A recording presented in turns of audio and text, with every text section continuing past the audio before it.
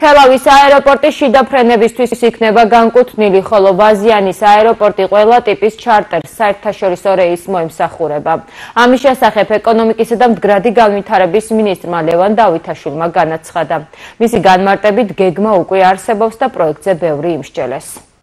ვაზიანის აეროპორტი განვითარდება შეუფერხებლად, ეს გეგმა არსებობს.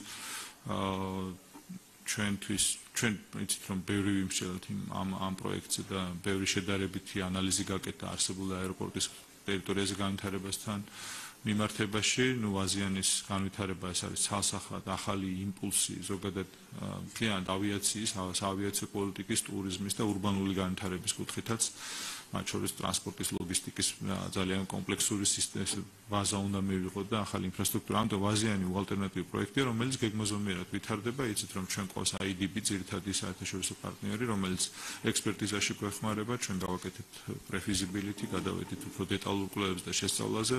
პარალელურად სანავიგაციო კვლევები დასრულდა, რომელმაც მოგცა საშუალება, რომ სწორად დავგეგმოთ დასაფრენი ზოლი და ასე ბევრი ტექნიკური დეტალია, რომელიც ალბათ საზოგადოების სამეტავს ნაკლებად საინტერესოა. ეს პროექტი ხორციელდება აეროპორტების გაერთიანების მიერ გეგმაზომიერად, გეგმის მიხედვით. ბიუჯეტის შესაბამის თანხები არის და დღეს კონკრეტული ალოკაცია რაც გვაქვს იმის ფარგლებში ვახორციელებთ ამ სამუშაოებს.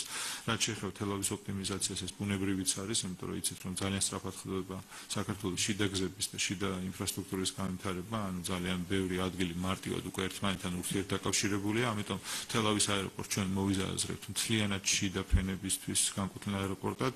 ამიტომ საერთაშორისო რეისები თუ იქნება ვაზიანში მით უმეტეს ზელოდიან პერსპექტივაში ოპტიმალური იქნება, რომ თელავის აეროპორტი უფრო დაბალი დანახარჯებით განხორციელდეს და იყოს მხოლოდ შიდა რეისებისთვის გათვალისწინებული. ვაზიანი მოემსახურება რა თქმა უნდა ყველა ტიპის